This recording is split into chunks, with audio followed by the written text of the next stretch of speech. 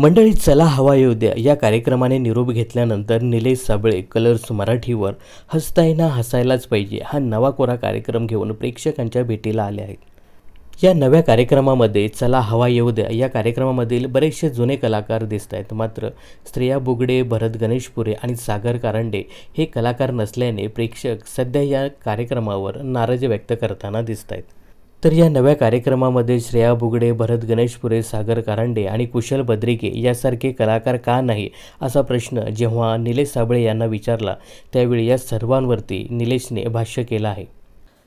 तर या सगळ्यावर भाष्य करताना निलेश म्हणाला की गेली 10 वर्ष झी मराठीवर आम्ही चला हवा येऊ द्याच्या माध्यमातून प्रेक्षकांचं भरभरून मनोरंजन करत होतो।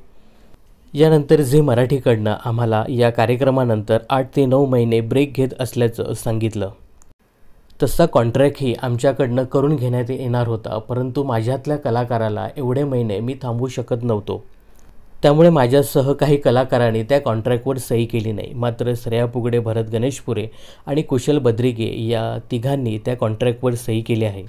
त्यामुळे हे तिघेही सध्या झी मराठीच्या कॉन्ट्रॅक्टमुळे झी मराठीकडेच राहिले आहेत आणि आम्ही कॉन्ट्रॅक्ट न केल्यामुळे कलर्स मराठीकडे आलो आहोत।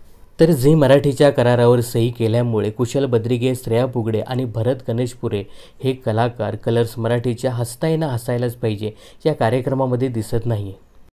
तर या संदर्भातच निलेश साबळे यांना पुन्हा एकदा प्रश्न विचारला की हे तिन्ही कलाकार कलर्स मराठीवर हसताना हसायलाच पाहिजे या कार्यक्रमात भविष्यात दिसतील का? यावर निलेश म्हणाला की भविष्याचं मी सध्या काहीच सांगू शकत नाही।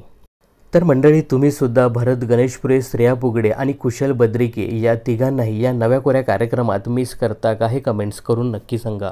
तर कलर्स मराठीवरील हसताना हसायलाच पाहिजे या नव्या कोऱ्या कार्यक्रमात निलेश सोबतच भाऊ कदम, ओंकार भोजने, सुपर्णा श्याम, स्नेहल सिदम आणि रोहित चव्हाण यासारखे कलाकार सध्या प्रेक्षकांचं भरभरून मनोरंजन करत आहेत। हा कार्यक्रमसुद्धा प्रेक्षकांना आवडताना दिसतोय। तर या कार्यक्रमाविषयी तुम्हाला काय सांगायचं हे कमेंट्स करून नक्की सांगा। मनोरंजन क्षेत्रातील अशाच फिल्मी अपडेट्स जाणून घेण्यासाठी चॅनलला सबस्क्राईब आणि फॉलो करायला विसरू नका।